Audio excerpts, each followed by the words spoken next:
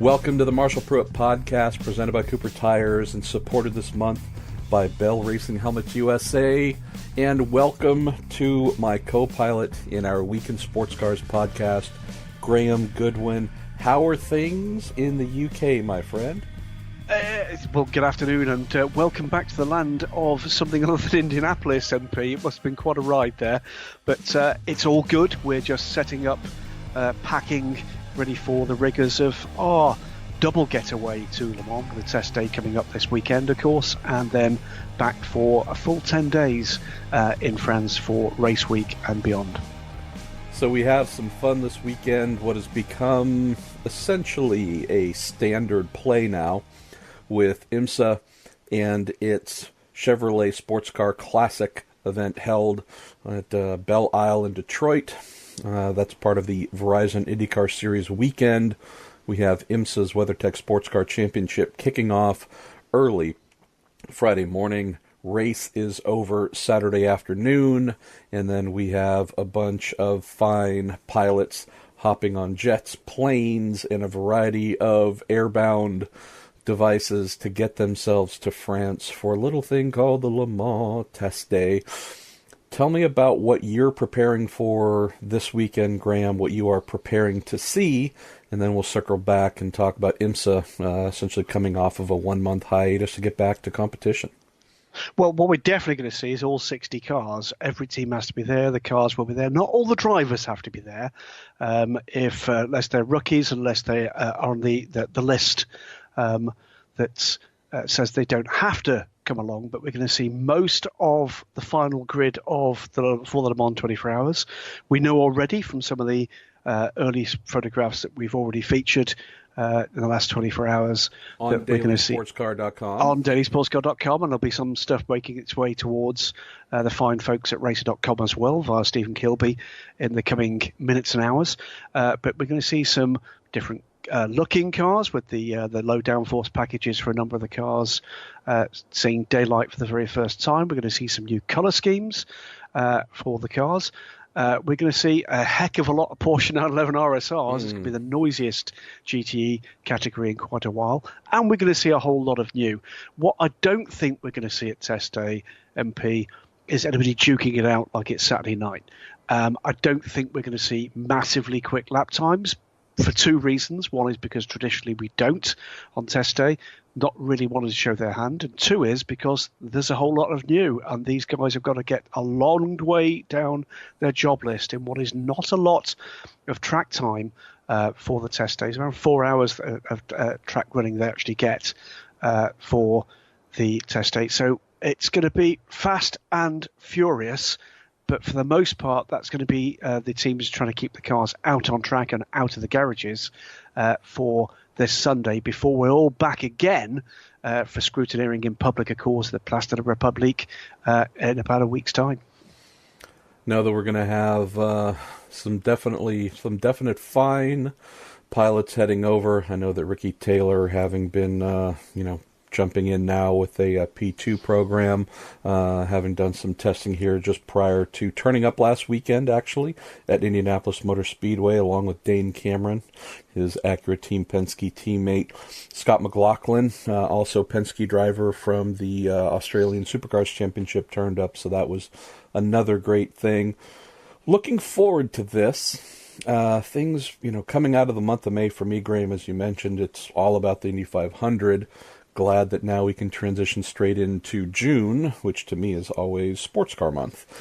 So with Le Mans coming up, we definitely have a fun little bit on the American side, at least, with Detroit, which in recent years has been a punishing place for those who either make mistakes while driving their own car, or those who make mistakes and clout and smash and run into others who may be more innocent.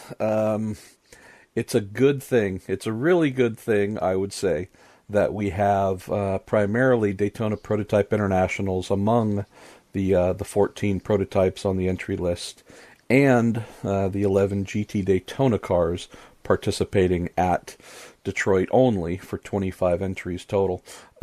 knowing that any smashed DPIs really would not have time to get fixed and turned around for Le Mans, so it's a good thing, I would say, Graham, that they aren't eligible.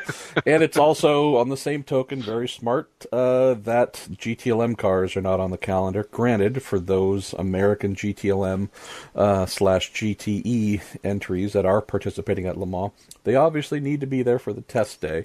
I'm just saying that I'm glad that there isn't some sort of crazy race on Saturday and then air freight type program, because again, knowing how Detroit is a track we can easily call an eater of cars, there's some smart protectionism taking place here to make sure that Le Mans entries aren't being lost on a Saturday on the border between Michigan and Canada, my friend.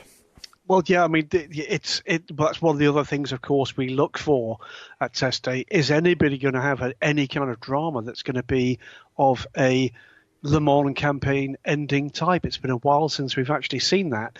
There are just 2 reserve entries remaining. I don't believe either of them will be in attendance over the weekend. The first remaining reserve, the Spirit of Race car, Duncan Cameron's green and white Ferrari. All 3 of the drivers for that don't need to go to test day. They've all competed in recent years. The second remaining reserve, which is the Dallara of High Class Racing, neither driver has actually competed at Le Mans before, so technically it's already too late for that car, because even though they were invited to the test day, they weren't invited to run. They were invited to come and clear the formalities of scrutineering, which frankly does not seem a very good investment of five-figure euro sum of anybody's money. So let's wait and see, and let's hope we don't get that far. Let's hope the 60 that are here clear the formalities of the weekend, and that we can gather again together in a sunny city square and watch these cars go through those formalities before we can get to the serious business of racing, which is just over a fortnight away. So, yeah, it's always a good gathering of the clans. It's great to actually see some of the guys in the US we don't see often enough across in Europe. It's great this year that we've got some huge names coming to the race. It actually almost feels a little bit like sometimes we get the feeling at the Rolex 24 Hours MP when we've got the likes of Fernando Alonso, full season entrant, of course, in the WEC, but also now Jenson Button will be making his debut and will, we believe, continue and complete the remainder of the WEC. And your good buddy Juan Pablo Montoya amongst the, I believe, 23 racers with prior F1 experience that will be on the overall 60-car, 180 driver list. I love it. I love it. I wish I was going to be there too, but I don't know. Having covered 10 in a row, I guess maybe missing 2 in a row will hopefully reinvigorate efforts to get me back. So let's talk about Detroit a little bit. Just knowing that again on the old calendar, it happens to come first on what is up. Came out of the Mid-Ohio IMSA event, Graham, which was, early in the month in May, and we obviously saw that based on, here we go, first usage, balance of performance in the prototype category, P2s were nowhere yet again. We had Cadillac that was throttled back mightily. We had the Acuras that led everything. They just absolutely blanketed the event from practice through qualifying to the race itself. Mazdas were close, maybe closer than we've seen them. And we had the Nissans that were not particularly competitive. It'd be interesting to see how IMSA and their efforts to not monkey with BOP heading into Detroit so much will see if we're going to have any change in outcome. I know this is yet again a common theme to talk about, but if you say we will have cars in certain specifications and you have 2 out of the 5 styles, right? We have 4 DPI manufacturers and we have the WEC P2s, and I'm kind of lumping into a 5th category. If you have a balance of performance construct and 2 out of those 5 models are really showing competitive flashes, and you don't fundamentally alter everything yet again heading into the next round, I don't know if we would or should expect things to be vastly different. We will find out here, obviously, with practice sessions and qualifying on Friday, then the race on Saturday. Just an interesting point, Graham, one we raise every year. While Detroit as an event might not be one that is loved either domestically or internationally, it does take place in the shadow of the Ren Center, General Motors National Headquarters. It is the location of headquarters for many automobile manufacturers, and if nothing else, spiritual home for many at least partaking or playing in North America. In the prototype class, could be one where GM is watching its cars really struggling yet again. And then if we move down to the GTD class, non-factory, obviously, but it is something where we have the home state entry of 3GT, Paul Gentilosi's team, with the factory Lexus effort, which obviously had a wonderful breakthrough at Mid-Ohio. But yeah, with 2 classes, 4 factories playing in the prototype, and the rest Pro-Am. I don't know how much we should weight the importance of getting BOP right, knowing that GTLM is not there, and that there are a lot more factories that would be barking for wanting a fair shot, or if we should just stop talking about BOP ever again and pretend it doesn't exist. I'm good for going either way, brother. Well, I think we've had, on this side of the pond, particularly with the LMP1 equivalence of technology, as well as the BOP for GT Pro, our version, of course, of GTLM, I think some ripples, really. It's been getting more and more complex. It's been getting more and more confusing. I've been basically messing around and wondering exactly what it is that I need to actually get out there and write editorially about this issue for some weeks. And then out of nowhere, it seems, the ACO bring forward a Q&A with Thierry Bouffet, the technical delegate for the ACO, to try to explain exactly what the EOT system for LMP1 is designed to do in comparison with BOP, and to answer some of the questions that are coming louder and louder from some of the fan base. And it's the same, I think, with BOP as well, MP. And I think this is where the change now needs to come, which is if we are going to have racing that is based as much as it is on these systems, whether or not it's equivalence technology or balance of performance, which are more than subtly different in terms of the challenges that are set for them, then I'm afraid the rule makers are going to have to grip the fact that they need to be a lot more open about the decisions they're making, and specifically what it is those decisions are aimed at actually achieving in real performance terms. Because the reality, I think, dawned on you and I quite some time ago, is the vast majority of people that offer an opinion, and worse than that, write that opinion publicly about these matters, simply have no real clue about actually the outcome that is designed to come from some of these changes. That's got to stop, because at the moment what it's doing is it's breeding this distrust of those rule makers, sometimes perfectly understandable, but sometimes what we're actually getting here is potentially better, closer competition and the more stable kind of grid set coming from BOP. And maybe it's about time it's the rule makers and the race organisers that took 2 steps away from it and decided to do this in a different way in terms of the way they present it publicly.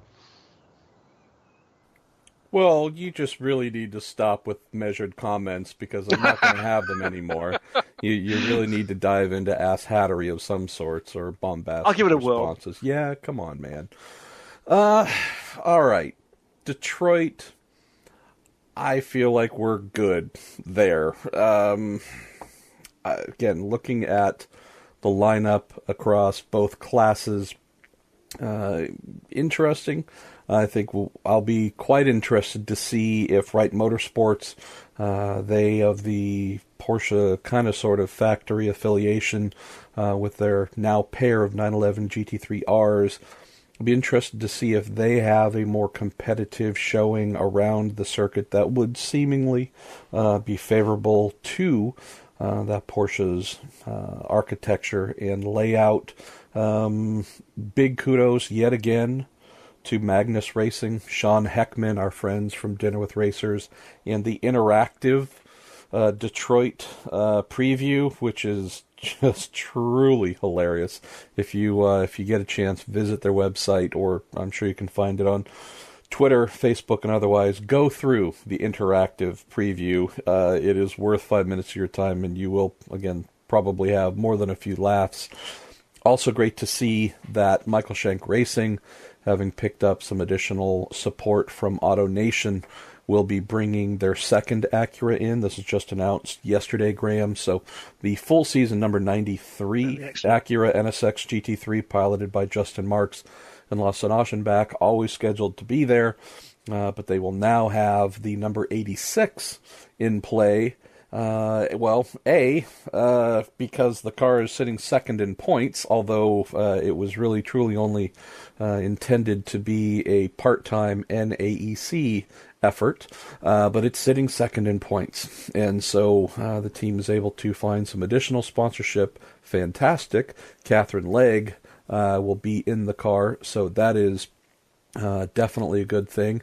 And we do have Alvaro Parent obligated elsewhere with his Blancpain duties this weekend, I believe. So with Alvaro out and playing somewhere else, Mario Farnbacher has been drafted in. So I like that development, Graham. I'm also wondering if they end up leaving Detroit with a good finish, something that further secures their positioning towards the front of the GT Daytona standings. If this is actually going to become the constant thread of, hey, how can we find a sponsor to get us to the next round? You know, how do we get to Watkins Glen? How do we get to CTMP? One thing you don't want to do when you're trying to win a championship is end up parking a car that is unexpectedly your part-time car that is sitting up there up front vying for that title. So we'll see what kind of power the team can harness to bring in those finances. It's not something we've seen quite often that I can remember, at least, where the car that wasn't scheduled to go for the championship is actually the one in the best position. It's extraordinary, isn't it? I just can't think of anything that comes remotely close. We've had cars that have been in contention deep into a season, would have been a surprise, but they've, generally speaking, been full season entrants. But this is, it could be one of those extraordinary tales, couldn't it? Let's hope they can actually keep that ball rolling because, at the moment, it's there. It's a worthy contender. And, it would be a shame if the commercial reality has got in the way of the competitive potential, wouldn't it? Let's move on to another topic that is definitely an American one, but it is now also a highly international one.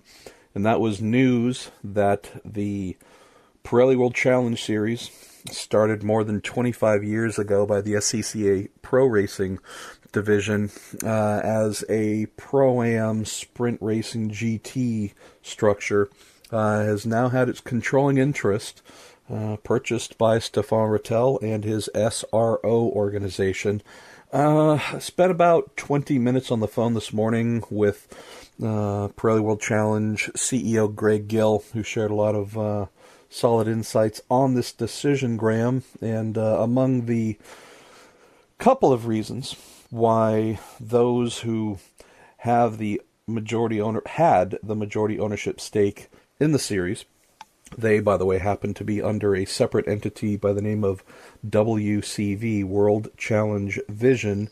Greg said, we've got a couple of folks in that ownership group who are in their 7th decade of life, and we're looking at, how much longer am I going to be doing this? What's the right time to maybe sell my stake, pass this on, and effectively, as a group, knowing that SRO and Rattel had already bought not a controlling share, but were a significant investor in the series and owned, by comparison, a minority stake. Greg said, it was just decided collectively among the somewhat smallish pool of WCV owners that now was the right time to move this on and put the controlling stake in Rattel's hand. And that also comes after approximately 18 months of working together, if not a little bit longer, in getting to know one another. So I'll admit that I don't like the idea so much of this little American property. That's, while there's been the GT3, GT4 links that have come up recently that would tie it internationally, it really has been an American thing.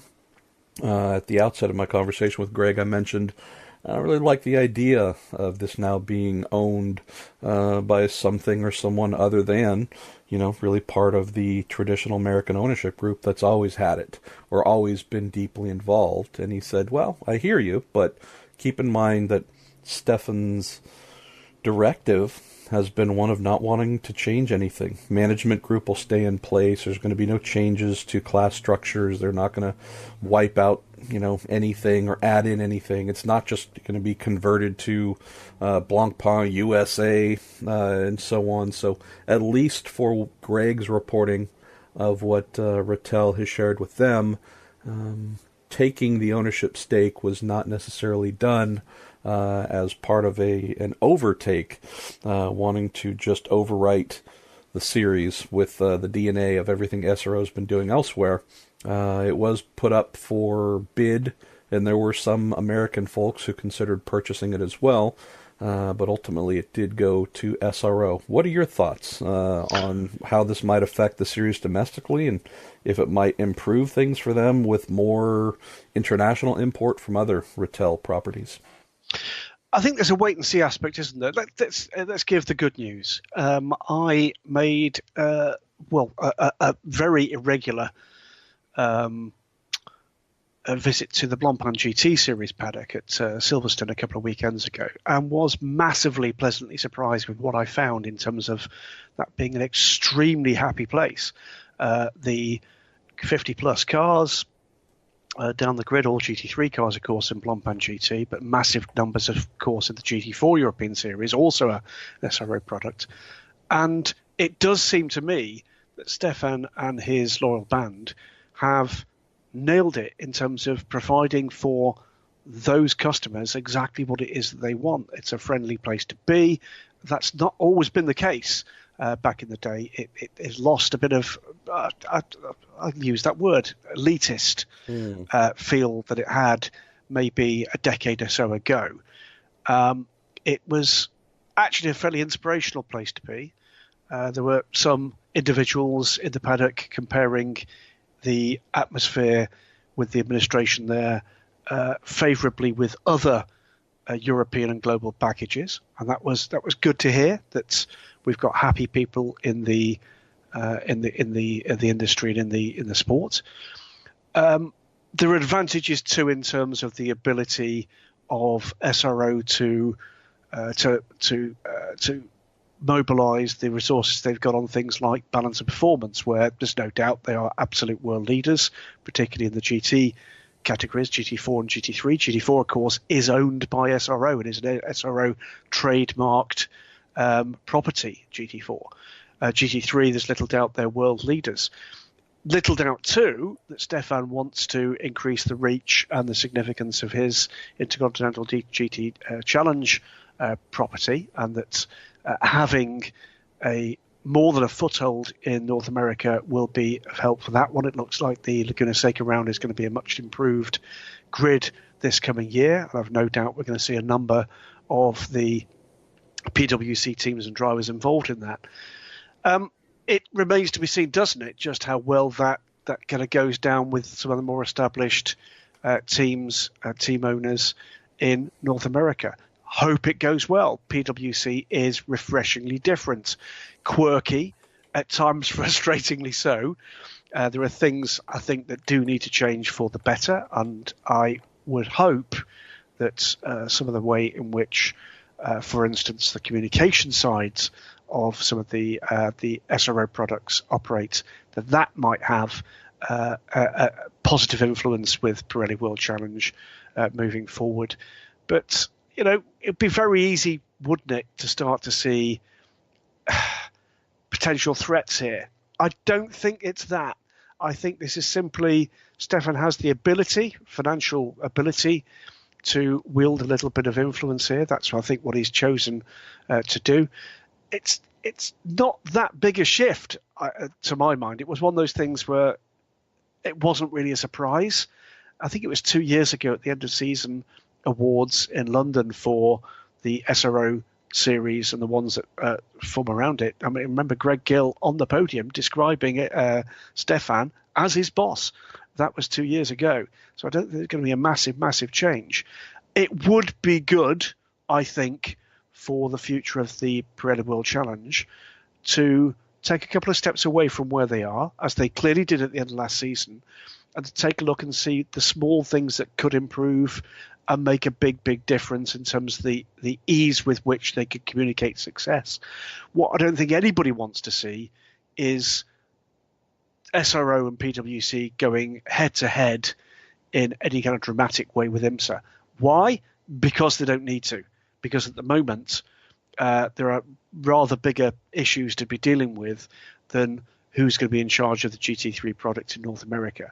I think what they do need to be concentrating on is the cost of GT3 in North America and elsewhere. And I know that that's something that's very much the fore in SRO's mind right now globally. So let's wait and see.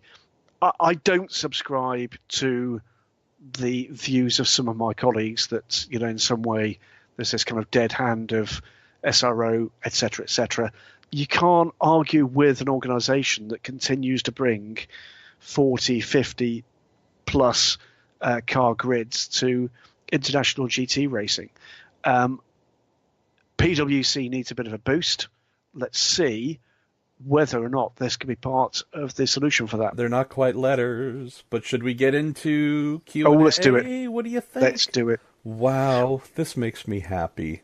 Should we just be the really lame monkeys that's happened to say for the umpteenth time, this is the fun part of the show? Because talking to you, honestly, it's painful. I have it's to a chore. A lot. There's a lot of self-medicating involved. I mean, no one likes me, and even fewer like you. So, I mean, there is that thing about we are two completely antisocial individuals, and quite why the fan base continues to think that we can answer questions in a coherent fashion and not be rude about it. It beggars belief, but they do. Somebody likes me? Yes! Yes! It happened! It's like being 14 again, isn't it? There you go. Oh, Lord. All right. Well, some of these questions we have addressed a little bit before, but often we get some angles or shades that we did not happen to get into. Well, Chris G's asked about the SRO buying controlling interest thing. Well, I think we've gone through that as much as we possibly can. I'll be interested. I'm hoping to catch up with Stefan Rattel face-to-face at some point in the summer, and it's certainly going to be on my agenda to ask Stefan whether or not there's anything on his medium-term radar that he'd like to address with it. So we'd be interested to hear some of the thoughts of the listeners on what it is that they think maybe does need addressing. I think we have a breaking exclusive scoop here.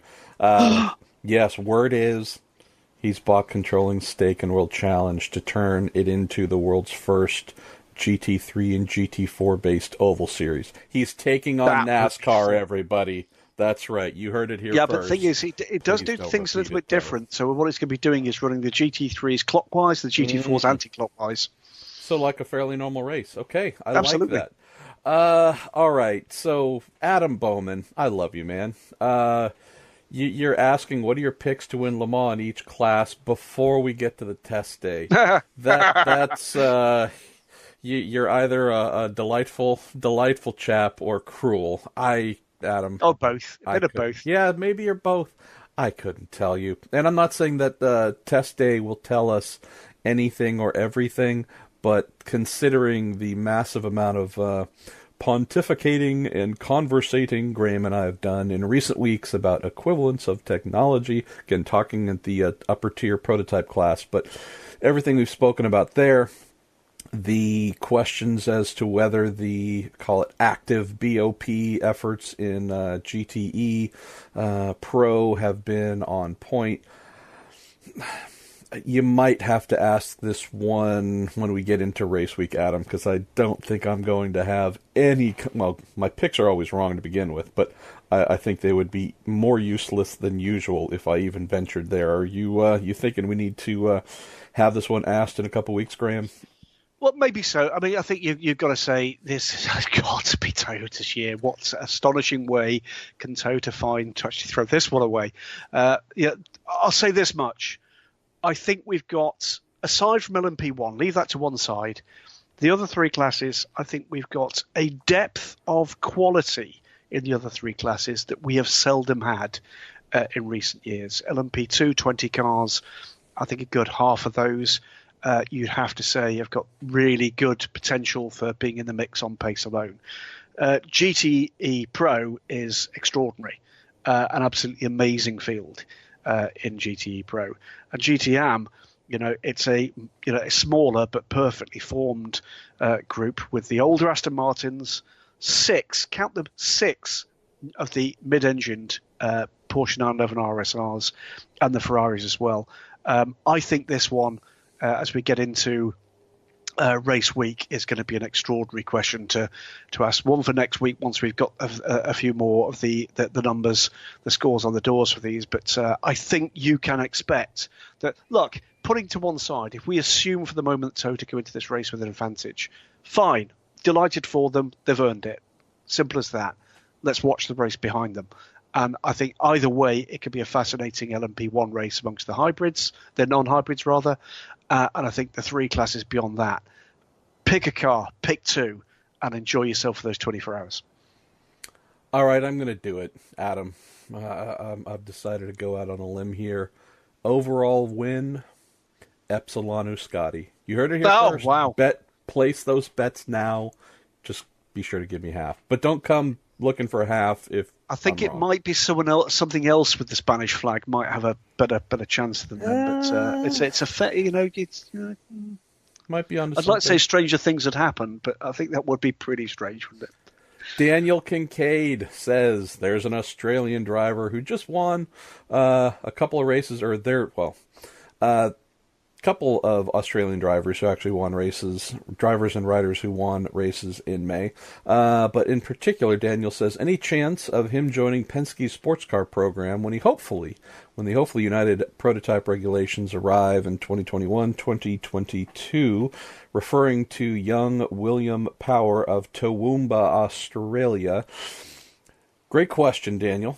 And spent some time on the phone yesterday with our pal and very occasional sports car driver, recent Trans Am driver, Paul Tracy, who said, hey, saw your interview, myself and my colleague Robin Miller, our interview with Will Power in Victory Lane at Indianapolis, and Will's phrasing of things seemed to point to, boy, he really needed this win from a career standpoint, not just a personal fulfillment standpoint, but really career security.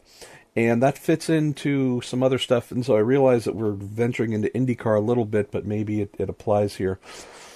It's been really strong rumors late in May that Roger Penske has a keen interest in hiring Robert Wickens, who's come over from the DTM to race for the Schmidt-Peterson Motorsports IndyCar team, Graham. And I think that high interest happened to come while Will was in the midst of yet another poor start to his season, with a couple of crashes and a couple of other things that are decidedly un-Penske-like. I believe that win helped secure Will's future for a while in IndyCar. I don't know all of Will's contractual deals, but I believe 2018 is the end of his current contract with Penske. So if you line up a few things, you have Penske, who I, again, know for a fact has inquired about Robert Wickens.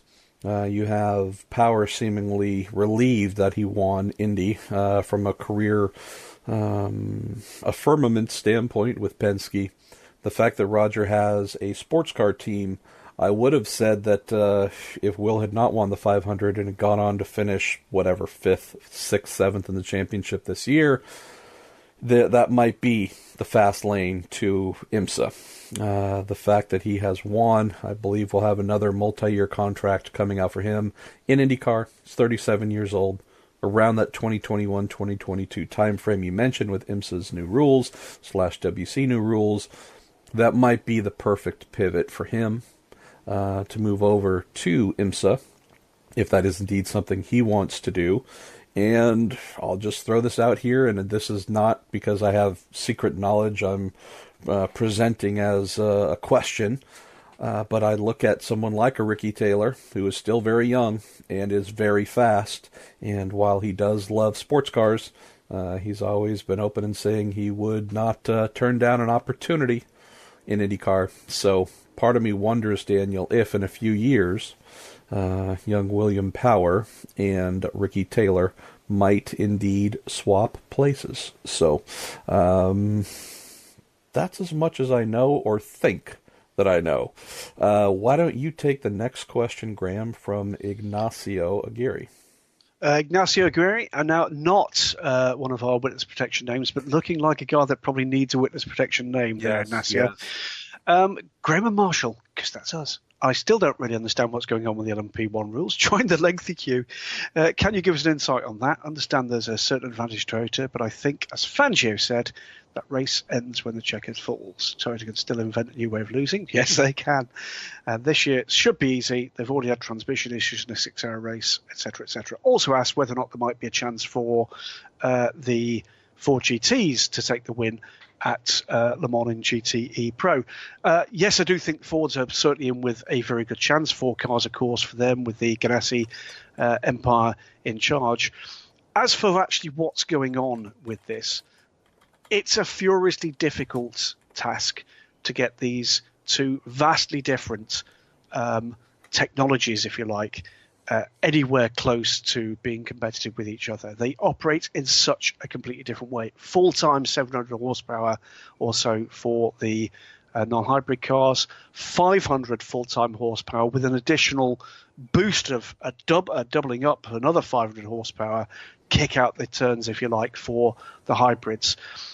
It's been done in such a way that they are hoping that they don't have to get lift and coast for the non-hybrids. There absolutely will have to be lift and coast for the non-hybrids. But there's little doubt that this has been written in such a way to give at least an efficiency advantage and, I think, a performance advantage to the Toyotas. Is that fair? Depends on your point of view. It's fair in terms of the money that's been spent against a rule book which, let's face it, Toyota did not write. It certainly is not going to be gifting the opportunity to win a race that Toyota would try to win on pace to anybody else. If a non-hybrid car is actually going to win this, it's going to require 2 or 3 things. A faultless performance from that team, that car, that engine, that gearbox, everything. A problematic run from one or both of the Toyotas, in fact, both the Toyotas, if they're going to take that win. And for the sums to be reasonably correct in that the non-hybrids will have to be reasonably close on-track pace. We do expect them to be closer than we saw at Spa because the circuit profile at Le Mans with a lot more high power long straights will suit the profile of the faster in a straight line non-hybrids. But things are going to have to come together in a pretty dramatic way for a non-hybrid LMP1 car to have a chance of being anything other than third at best, make no mistake. Beyond that, I think there's every chance that we'll see those cars developing in not a vertical curve, as we saw with the hybrids, but a pretty steep upward curve for the remainder of this year and into next year for what will then be, of course, the finale for the so-called super season when we come back to the same place in about 54 weeks' time for the 2019 Le Mans 24 Hours. By then, we might know what the future actually holds beyond this rather weird situation we've got ourselves in for 2018-19. For now, I think we're going to have a lot of fun trying. I'm going to move straight on to Scott Christie's, by the way, because it's oddly enough, it's one of those questions I actually do know the answer to. Yes, I'm not even speculating. we Yes, know something. Look yes, at that. Scott says, "Hi guys, with Le Mans track having changed in length over the years, in fact 3 meters different this year with some work at the Porsche curves, it got me thinking, how is the track length measured? Stupid question, I know. No, it isn't. But is it done by measuring the track limits and dividing by 2, or is it done by the racing line or something else? It's actually an FIA edict. It's the centre line of the track. It's I thought as simple it was as that. Matt Fernandez skipping and counting It is on our behalf. in the summary way that only a Frenchman actually can. But no, it is FIA rules dictate that it is the centre line. I think NASCAR does it a bit differently, but it's a centre line for FIA homologated tracks. And of course, Class 2 track, though it is, Le Mans 24 Hours track is indeed an FIA homologated track. Over to you for the next one. Aw, well, I mean, you knew the answer, but it wasn't a long one, so that's quite nice of you, and I would say very, very compact. Let's see. Just like me. Let's go with Alex Eichmiller, whose question is actually next in line. Lately, a few teams have very publicly had issues with Pirelli World Challenge tech infractions and penalties for those teams. Is there cause for concern over the health and happiness within PwC? Does the SRO purchase affect this positively or negatively, or not at all? That's a really good question, Alex. I know that with USAC taking over the sanctioning of the series, we were going to expect some changes for 2018, just policy and procedure. But we also know that outside of what happens in the tech shed, there's really the personality of a racing series that gets imprinted often by one of its higher-ups, if not, the senior-most people. So in this case, we have Marcus Haselgrove, who's a technical director of the series. I think the practical answer is, with this sale having taken place, or again, I apologize, I should not keep saying sale, but taking over the majority control of the series, they're definitely in a phase now where they need to think about customer service. Now, if a team comes in after the race, after qualifying, after whenever, and their car is clearly run afoul of the rules, well, they should be penalized. If there's a rule stating that they have certain parameters to meet, they haven't met them, that's why you have penalties. That's why you do technical inspections. That's the obvious duh part.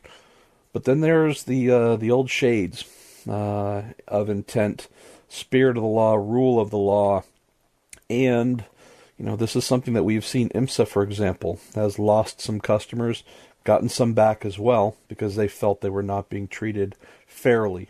When it came to shades, okay, you could penalize for that, but, here's the extenuating circumstance why this thing happened. And I know I'm talking in generalisms here, Alex, but this is where I see, you raise a great point, because I think you have a number of folks in the paddock now wondering how their investment, their entry fees, their everything that they spend to be there, how that is going to be handled going forward with the SRO and Stefan Rattel now having taken full control of what is going to happen.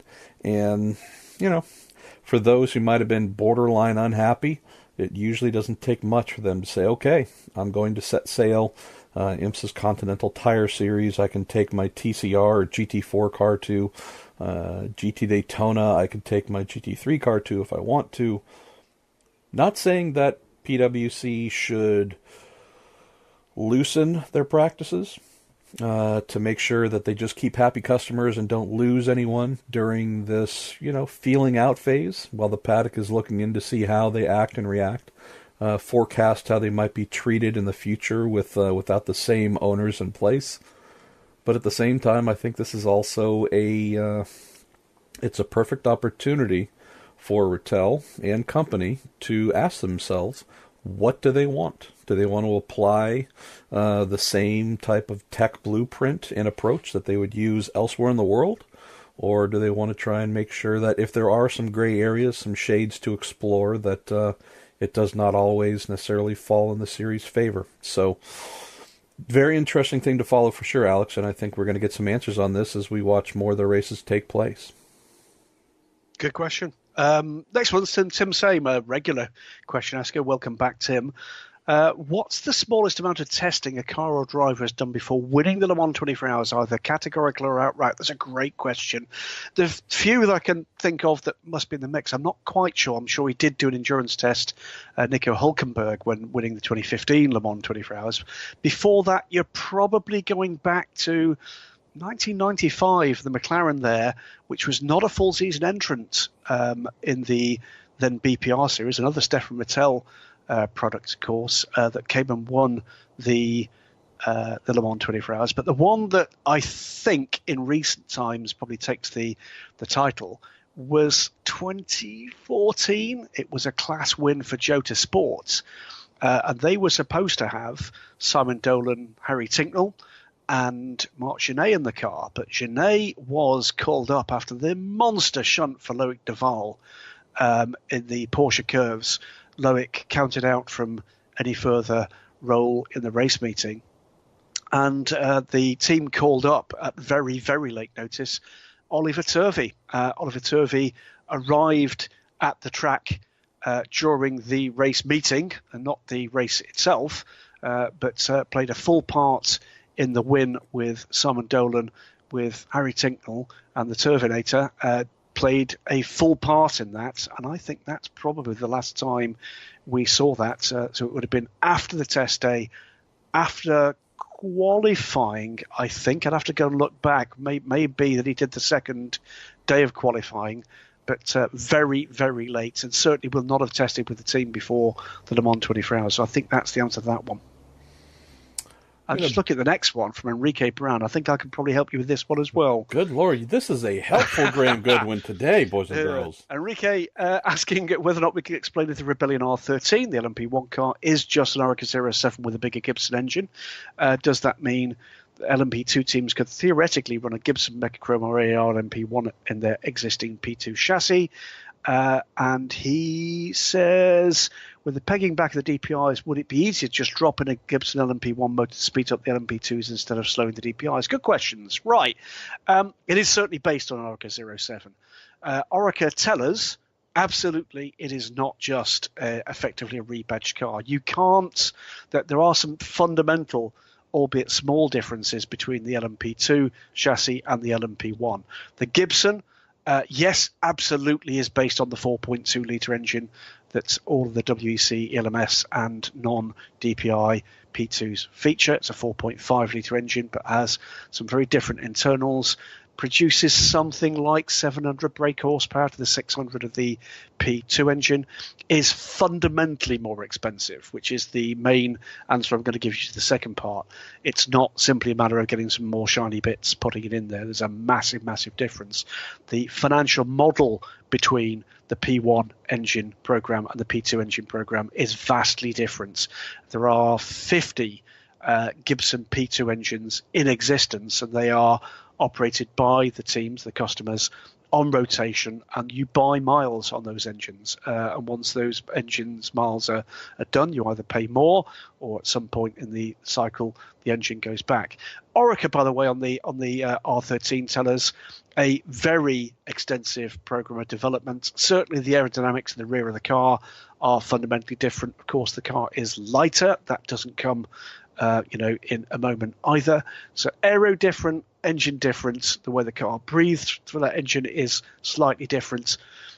So it's not as simple as taking your Oreca 07 LMP2 car and basically slapping some more badges off, taking a little bit of weight out and spannering in a 4.5 rather than a 4.2 litre Gibson. But it's probably as close between an LMP2 and an LMP1 versions of those cars, as close as it's been ever, insofar as there are some fundamental components that at least have got some heritage that is very much the same. Oh, well, heritage isn't a bad thing. There's no. technical provenance beneath the bodywork. I like that. Yes, indeed. Let's see. I'm trying to. Well, let's see. This fits a theme on SRO and whatnot. Richard Dukin Tenzelier. Richard, I just murdered your last name, and I apologize. But at least I'm consistent. The last name assassin functioning very well here. He asks, why is the SRO so against factory-backed team racing? Wouldn't it help for them to be more open to the idea in order to improve the sustainability of the PWC series in the U.S.? Interesting question. I've made the same argument, Richard, prior to the SRO. It's interesting if you want to look at the World Challenge's fluctuating history of success. Now, if we're talking success just purely in terms of car count, not as a racing property, TV property, strip TV ratings, strip fans from the question, but just who are the people investing in the series to race their own cars, hire cars to race, factories jumping in. It was started and ran for many years as effectively an amateur series under the pro racing sanction, but amateur in the sense of it was not a big factory battleground. There were some factory efforts taking place. We look back to one of the more popular entries of the real-time racing first generation, or at least first era, NSX running in the 1990s, and that was a great thing. But, Acura is not spending trillions of dollars to be there. We've had factories play, but not, outright, this team was just dispatched in a transporter from the factory to go to race X and beat up on everybody. But we've seen that honestly go away and come back and go away and come back. I can say that at least in the 2000s or so, knowing that there was both the GT class as the top tier and then touring car TC, which was the second tier. The best times that I can recall are the ones where there was either factory involvement, light factory involvement, shadow factory involvement, BMW supporting a team or two, but not outright presenting themselves as a factory program. There were some happy times in the 90s when it was essentially fully non-factory, but those were also not times, Graham, where it was a raging success. It was more of a really popular club racing feel than anything. But we've seen the Cadillacs come in. We have seen Porsche doing its best to help win championships recently and in the past as well. Acura, Bentley, McLaren, and again, not talking outright factories in some cases. Sometimes it's mild support, but there's been a lot of ways that we have had pro and pro-am intermingling. I would just say, Richard, that if I'm looking at the SRO and their desire to strip the factories out, which has happened this year, I don't know if this is going to be the place where the series succeeds on its own, without SROs, Blancpain, team owners coming over and playing here. If this is truly left alone, and I'm just painting a quick hypothetical, but let's say that despite Rattel, having controlling ownership of the series, if he were to say, we're just going to stick with what we have, I'm not going to lobby and ask for any of my European teams to come over to fill the grid, the GT category, or any of the other, multiple tiers of classes in PWC, I'm not convinced that this has a lot of sustainability to it as a TV property, as a big fan property. I think it can always exist as a club racing type thing where they can, show up at almost any event, non-pro event, and do their thing and be a fun series to have. But, they've flirted with, had success, and also had some struggles in being, a serious, take us seriously professional racing organization. I don't know if Stefan's intent and absolute iron will to drum the factories out will allow World Challenge to stay in that kind of upper echelon place that it's been. I think the history teaches us why Stefan takes this view, and you don't need to go very much further than what happened to the BPR series in the mid-90s as it morphed into the FIA GT Championship in the late 90s with some astounding cars, the Mercedes, Porsche, the Panos, Lotus GT1 cars, but the thing was dead within 3 years from being an absolute, global powerhouse of sports car racing. And it was just that he got himself into exactly the same sort of mess that LMP1 found its way into, with escalating cost, with just getting tied in knots by the constant bickering between the manufacturers that goes with this, and a more complex rule book, escalating costs overall for the championships, with more pressure to get to do more, and that beginning to get to the stage where it's unsustainable for the privateers. So that showed itself as things moved into the 21st century for SRO. It followed through again with the format that it took at the end of that first decade with the GT1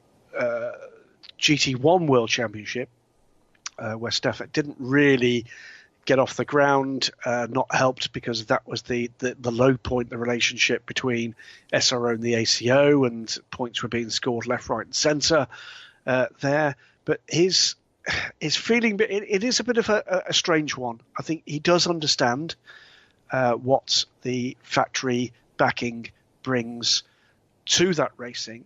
We're in a different era now, particularly with GT3s, where it is factory supplied customer racing. It's at times we've got a kind of indefinable line, and he's shown a lack of patience with, for instance, the Cadillac program, which was wrong side of that line. Well, actually, following on from that, both Michael Wallace's question and Dan Schultz's question, both absolutely witness protection names from both of those gentlemen, MP. Yes. Much. Send us a DM and tell us what you guys did. You don't have to tell us where you are or your real names, but at least let us know which member of the mafia you knocked off or who you flipped crime on. scene something. photographs always a winner with us. Ooh, good idea. So Michael asks, is there a real correlation between racing and sales for manufacturers? Other than a transfer of technology, what are the real tangible results or benefits to manufacturers get from racing?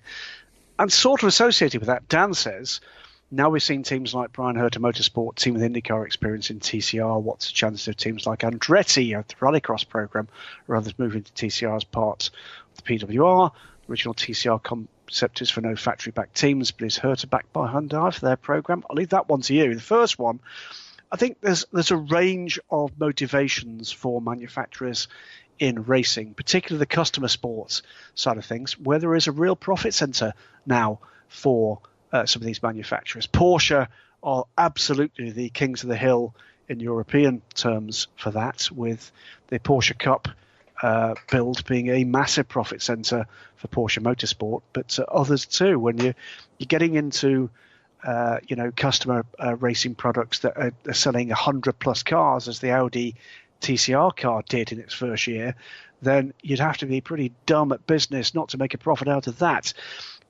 Is the correlation between racing and sales manufacturers? Well, just take a look at how they promote the racing product. Most of the teams that do Formula One, that do sports car racing, the manufacturers, do have some form of crossover. And even Toyota, who is led by the R&D side, increasingly are turning to the successes of their program in terms of the leverage they're looking for, for the communication they bring to the public. Quite often, if it's not working that way, it tends to be because the corporate machine is a little clumsy. Depends where the money is coming from and whether or not they've actually thought in global terms between the R&D side of things, the perhaps customer motorsport side of things, the marketing and communication side of things, and whether or not they can leverage that globally, territorially, nationally. It is an incredibly complex part of what is an incredibly complex business. But still, factories come to motorsport in whatever way that finds itself, whether or not that's Formula One, other single-seater racing with what we see, for instance, in IndyCar, sports cars, touring cars. These guys aren't doing that just because they love racing. It's because they can prove it to the guys in grey suits and girls in grey suits in the boardrooms. They've got to give them numbers that actually make sense. No one is giving a present to the racing industry. And to answer your question, Dan, on Brian and Herta Autosport in PWC, yeah, we have a direct relationship between them and Hyundai. We also have a direct relationship between Honda and Real Time Racing with their entry. Ryan Eversley having done some nice winning the most recent round, as did the Brian Herta's Hyundai team. On the question of Andretti Autosport, which runs a pair of Volkswagens in the America's Rallycross Championship, know that VW also has a TCR car. I think that might be a little bit small in terms of what Michael Andretti traditionally looks for in terms of programs and the financial benefits from that. Michael's also been very open in saying we've been courting a variety of manufacturers to do things in sports cars. We know, for example, that while BMW and their deal with Bobby Rahal's program, the RLL, Rahal Letterman Lanigan effort, was up for bid yet again at the end of last year. I know that Michael Andretti's team was extremely interested in that and might have even thought it was going to come their way and leave Rahal's outfit. So, yeah, definite effort there for Michael to get involved in something major with the manufacturer. I'm not saying that manufacturers being involved in TCR isn't important, but it is, third tier, maybe, in World Challenge, in World Challenge's class hierarchy. So you can assume that, A, the dollars and cents aren't huge, knowing that it's not GT3, or, if you move over to IMSA GTLM, and therefore unless this was some sort of stipulation in Michael's VW contract that they must also run TCR in order to get the big rallycross check, I'd have a hard time seeing someone like them sign up for it, knowing that the financial reward is not going to be all that interesting compared to everything else he makes with other manufacturers. Where should we go next, my friend? Well, too, you have a quick look at Brian Cohn's question, which I think is a cracker. But one that's a book, Brian. Yeah, whatever. But you have a quick read through that one. There's a couple of others though that sit nicely together. Andrew Backer asking for our favourite old PWC car from before they went to global regulations. His were the 5-cylinder Volvo GTs. So were mine. Loved them. Fantastic cars. And Mateus Longo asking, what do we think about the open prototypes now extinct? Loved them. Always liked the look of a coupe better, I have to tell you. But yes, I do miss the opportunity when you got it to actually literally see inside the car and see the guys working away as you could from trackside at a number of places, the circuits we go to. But I must admit, I do like the look of the coupes. Andrew, I was definitely a big fan of the Volvos for sure. I did a feature for them in, I think, Modified Luxury and Exotics magazine. And, wow. Yeah, that was a painful experience. I'm forgetting the team owner's name. This is prior to K-Pax and that. This was, I guess, their original iteration.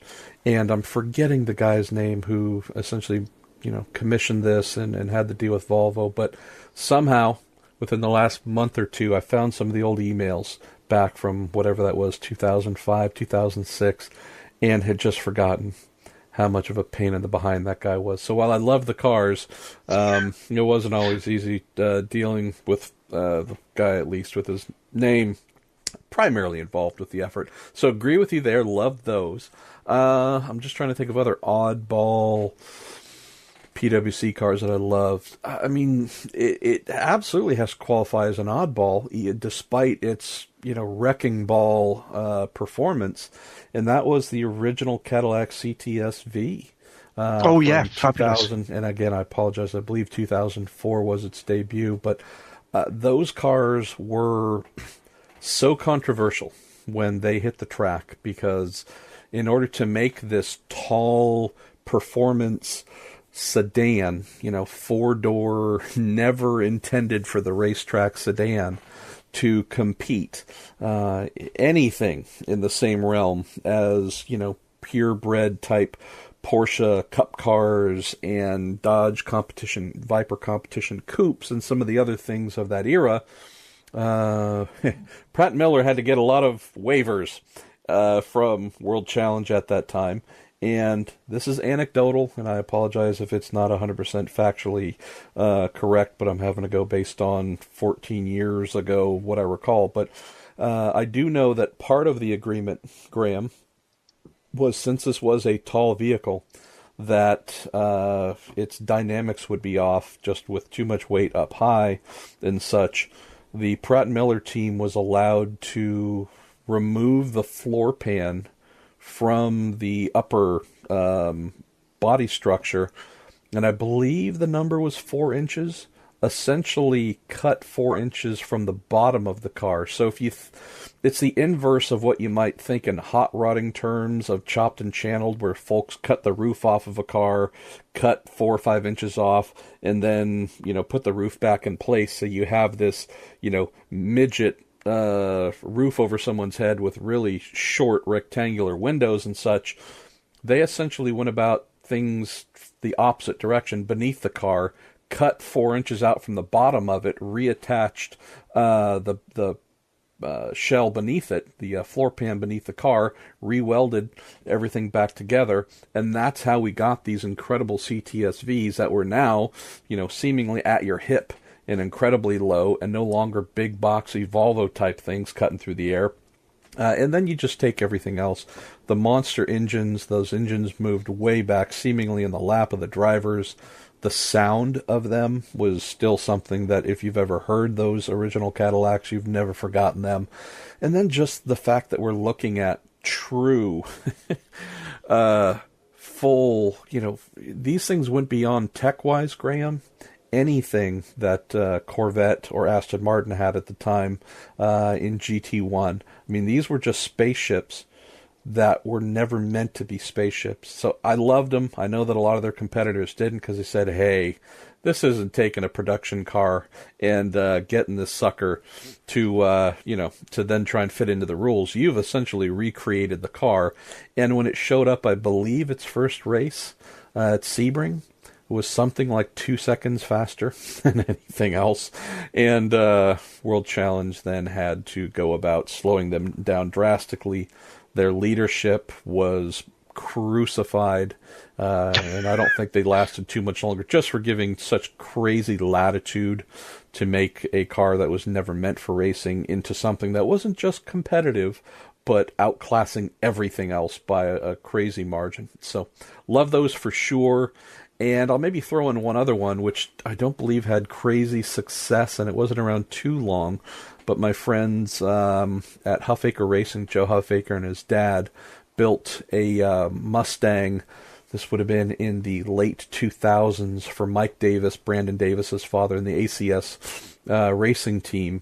And, we're talking about pushrod rear suspension, and this car was definitely kind of not all the way Cadillac crazy, but in that same vein of, hey, let's incorporate some open wheel technology and let's just go completely nuts.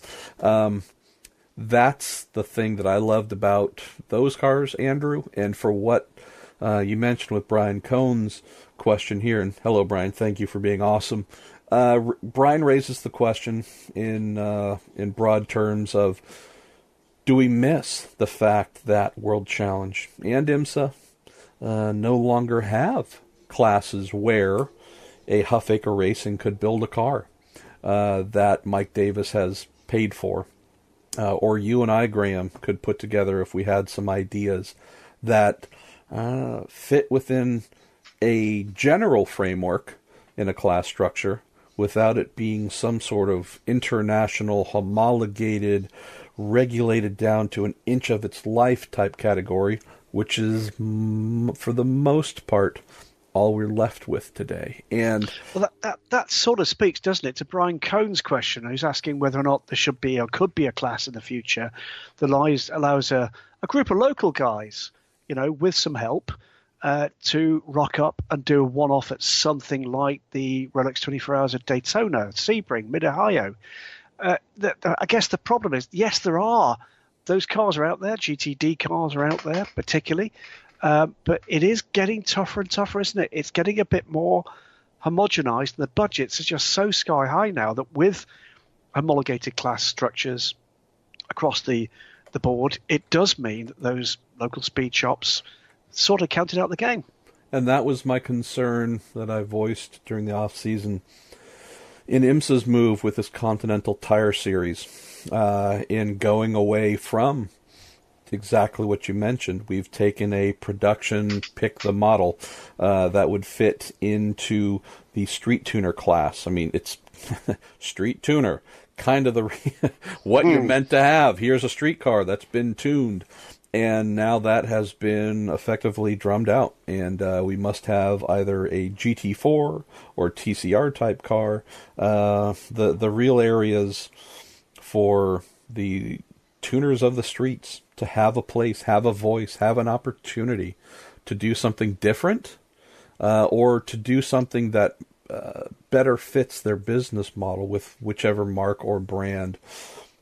That was once the brilliance, or I would say most recently, if I'm just looking at North American Series, most recently, Graham, that was the one thing that made World Challenge different from any other. And, I helped a friend put together a Subaru WRX STI, Pirelli World Challenge GTF. It wasn't even funded. I mean, there was money behind it, but there were no dollars behind it. We didn't have a great time. It was an epic failure on the track. We had more success building the car and some of the innovative ideas we had to come up with to make it a competition car. And I realized that what I just said is effectively saying we failed yet again. But there was a lot of smart people who put in a ton of hours to make this the first ever Subaru to race in, World Challenge GT. And that, although it meant nothing, it was really cool to be able to do it on half of a shoestring, and some really smart folks trying to do big things with no dollars. Although it was not successful, and it only, I think, did 2 races total. The option to do that, the opportunity to do that, that is what I loved most. That this was a non-uniform, non-common car. Yet the rules allowed us to build it and go and give it a try. And whether we failed or succeeded, that door was open. Now, in order to do that, unless Subaru decides to build a GT3 or GT4 version of that car, we couldn't do it. And so that, for me, that continues to sadden me. I also have a feeling this is just going to become not only the norm, Graham, but just something that in a few years' time we're going to kind of forget that was really even an option. So that's where things seem to be going. Let's see, where should we go next, as we're at least starting to consider heading towards the checkered flag for this episode, my friend. I'll give you a couple of quick run through, one or two of them here. Luke Birkin asks about Brands Hatch the weekend spectator, as I was indeed. The Endurance Legends, which are the cars from the 90s through to the middle of the last decade. Would have been nice if they'd had a bigger entry. Just 13 cars to start the weekend, 11 to finish it, but with some spectacular cars at the front, including a couple of Peugeot LMP1s. Are there more of the cars expected for future races in this series? Well, the up and the downside is that, yes, there are. There'll be 30 plus for Paul Ricard with the race supporting the French Grand Prix there. But unfortunately, the sport just seems to get itself into this mess every single time. We've now got 2 competing series under 2 competing. We've got the Masters Historic Series and we've got the Patrick Peter-led series, and we're going to have 2 of these series competing for let's face it, what is not an increasing number of cars. There are going to be, though, some spectacular cars out and racing in one or the other. You can expect there to be Lola Aston Martin out before the end of this year. A Bentley a GTP car has been purchased and will be out and running, certainly in the demonstration events in Patrick Peters thing. I think you'll see that car running at the Le Mans Classic in July. I'm going to be there for that one as well. And others too. I hear tell of a Panos out and running. Not sure yet whether or not that is the LMP1 version or the GT1 version. But there are lots of people talking about doing some interesting things. We need to see whether or not this is going to be sustainable in the long run, but I like what I see so far. Doug Bonham, meanwhile, this is a fun one. Slightly off-topic question. Was watching TV in Tokyo a few weeks ago. Lucky man. Saw an ad for the Ueno Clinic. Yes, that Ueno Clinic, the sponsor of the winning 1995 McLaren F1 from Le Mans, with its mysteriously sounding generic name. Well, those that don't know, the Ueno Clinic is a plastic surgery clinic in Tokyo that specializes in that part of the anatomy that only about 50% of us have, and that defines us, I think it's fair to say. And I'm not talking about a beard either. So it's the enhancement of your maleness. That's what Ueno Clinic is. It's a very, very good question. Zent, maybe? Zent, which why am I just learning this now? Why isn't that something I've known That's what it since is, mate. 1995? And I mean, I'm sorry. I feel stupid quite often, but why isn't this something that I learned on my own back then? Because this would have been, I'm just having an instant regret that I've missed out on whatever it is, 23 years of jokes that could have been made about there you this. go. Well, that's so, what it is. man. But beyond that, what about Zent? I mean, Zent. Zent is something that you'll have seen, I'm sure, on Toyota Le Mans cars and Super GT cars. Zent many sounds years. like a really great curse word. That sounds like another 4-letter curse word that ends in NT. Any idea? It's actually gaming machines. It's pachinko, which is a peculiar Japanese thing. Yes, there were at least pachinko in the Bay Area here. I remember as a kid, there was a little Pachinko Palace was a little chain of how was God? This is something I need to do as a story. Oh, it's a great and story. Look at some of the more recognized sponsors on, I guess, not just sports cars, but any major racing cars that folks might have seen where you're not exactly sure what they are, because if I'm this late to the party on some of these items, then there has to be more out there for me to go and learn about. I'll tell you something else. So there'll be those ones that there is no discernible evidence of those products ever having existed. Huh. Interesting, eh? Yeah, I think. But no, there are out there. It's a great question, and you know what? You might just have actually stimulated both Marshall and myself. Easy on the stimulated part, pal. Sorry, Come on, yes, that's family good. show. It's keep off the shade band of the 1995 McLaren. But Doug, you watch this space. My guess is that between MP and I, there might be something in the future there. Yeah, I think that is an correct observation. Let's see. Where should we wander here? Our favorite, was it Dutch Persian? Persian. Dutch Shah Edam. Yes. You can pick any two people from any paddock to compete in an arm wrestling contest. Who and why? Why don't you go for one, and I will add in one which might stretch the boundaries of my open wheel and sports car coverage, but let's go ahead and why don't you make the first pick here? I'm going to go for Gerard Neveu and Scott Atherton. Just because it'd be funny. Come on. Yeah, that's okay. Well, why don't you give me which one of those you want to, because I need to pick the other one, because in theory we need to pick, well, okay, no, actually it's two people from I mean, the reality is that in terms of just the physicality of it, the Frenchman would almost certainly take it, but you never do know. Could there be a bit David and Goliath there? Could there be? Could Huh. could he? Could he? Could Scott take him? Could he? Well, here's this. We can see the hands and what's above and what's, in clear view above the table with both hands locked in place. Rarely does the camera and rarely do folks see what's taking place below.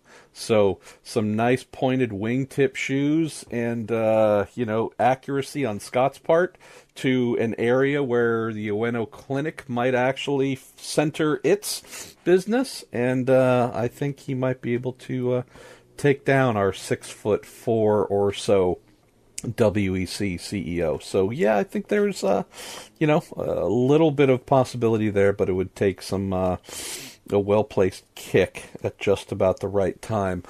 Let's see, on my end, I'm having to borrow a little bit here, but my pal Quentin Washington, who is part of Will Power's Indy 500 winning crew, who I'm guessing might or could be getting pulled over to some endurance racing duties with Team Penske.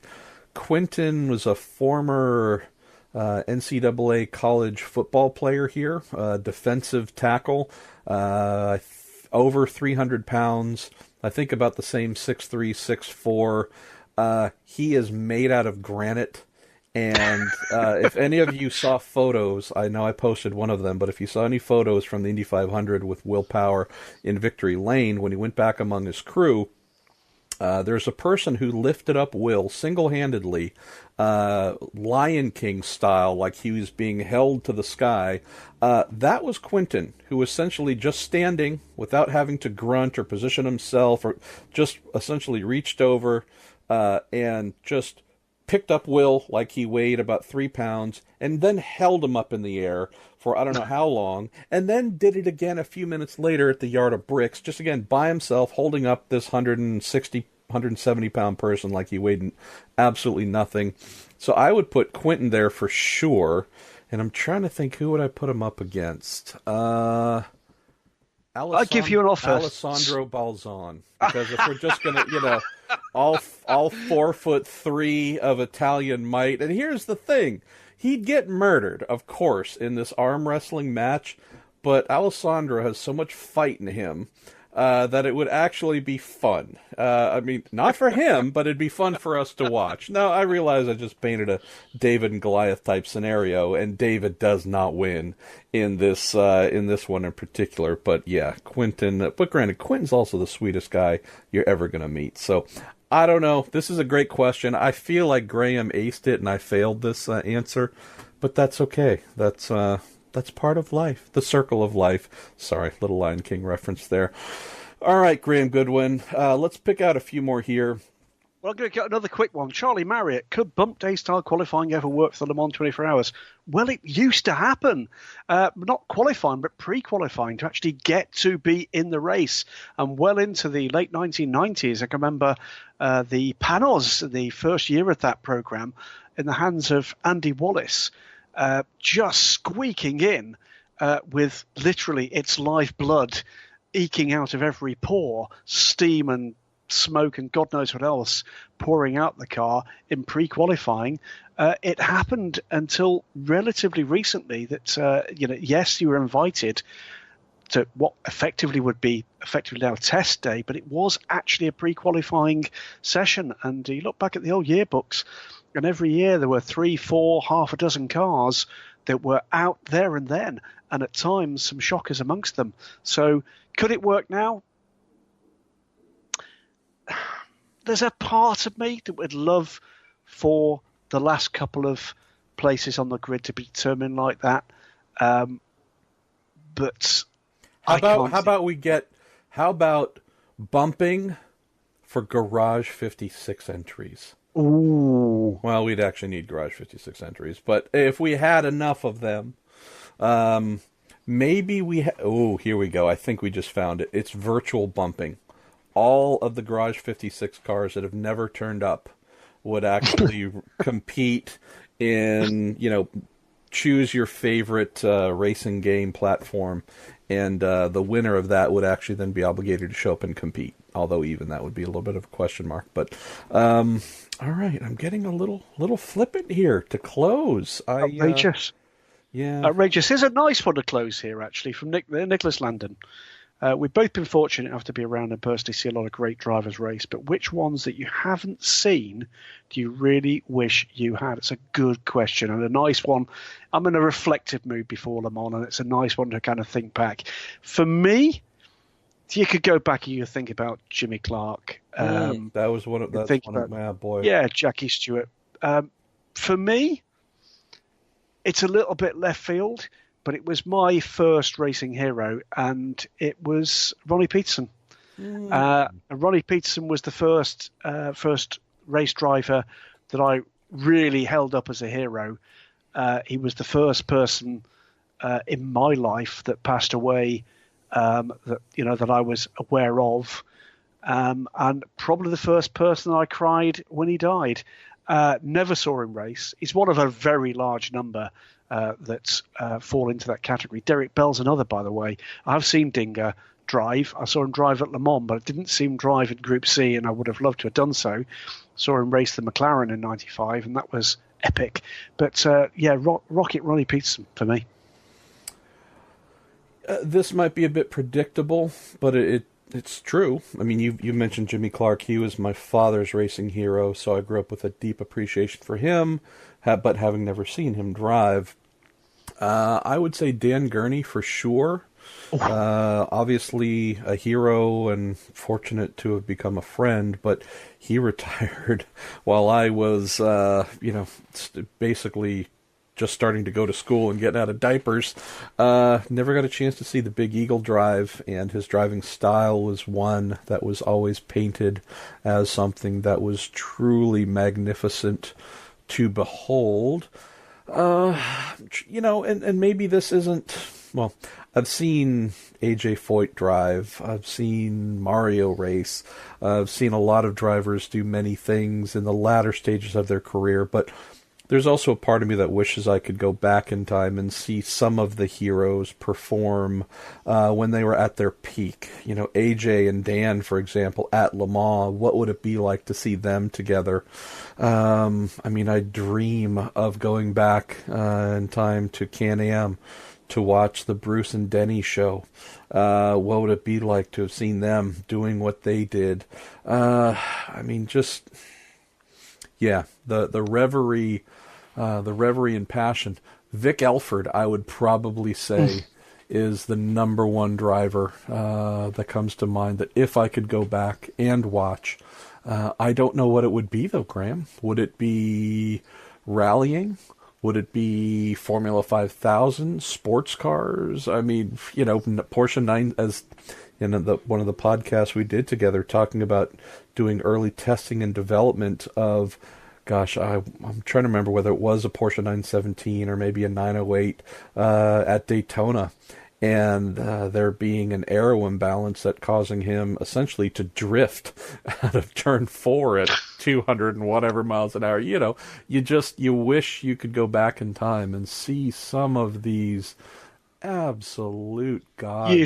You'd surely want to go and watch with the Targa Florio. Yeah, but what magnificent. But it's just these kinds of things, and it's such a great question. And how's this? It's not as if we Nicholas, we would ever, suggest what you all should ask us each week, but I know I would not mind for sure, Graham, if we got more questions like these, not only of what we would like, who we would dream to see race, cars that we wish we could have seen, when they ran originally, but also for folks like you, Nicholas, and any others who want to send in not only those questions, but also add in yours, right?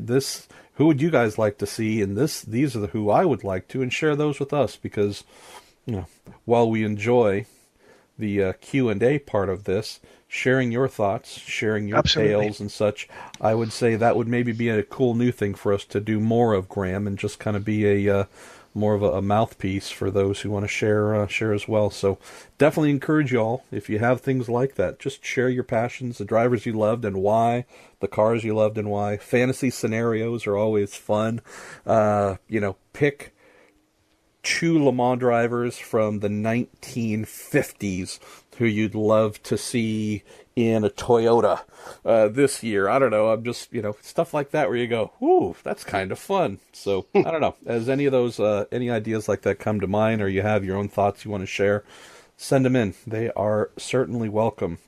Well, Mr. Goodwin, you got a phone call here that will be keenly edited out from the final product of your beloved wife, Trudy, saying, hey, dinner's ready, you dummy. Quit talking to that American that's more idiot. or less it. That's more or less it. It doesn't even need the embellishment. That'll be exactly it. But listen, it's going to be a fascinating weekend at Le Mans. I'll be providing a bit of the live coverage with the Radio Le Mans crew. And do follow on with that. If you hear anything you want explaining more, if you spot anything you think we've missed, drop us a question in, and we'll do what we can to come round to that with all the subject matter that's going to emerge from what's going to be a fascinating couple of days at Le Mans, ahead of what's going to be a fascinating week and a bit at Le Mans the following week. And on top of that, of course, all the action to come from Detroit too. So thanks for listening. It's a joy, actually, to see this thing growing in popularity. And thanks to you, MP, after the rigours of Indianapolis. And by the way, well done to you and to Robin for the astounding coverage you brought of that event. That is one heck of a ride, 3 weeks at the Indy 500. That was fun. Honestly, I'm just thankful I'm back now and can get kind of into a normal groove again. So that's something I'm looking forward to. And if there's one major takeaway from today's episode, Graham, I would say it's this. Put your money on Epsilon Euskadi. All right, you have listened to another Week in Sports Cars, the Marshall Pruett podcast, presented by Cooper Tires, supported this month of May by the delightful folks at Bell Racing Helmets USA. That is the awesome Greg Goodwin. I am the less awesome Marshall Pruett, and we will speak to you next week.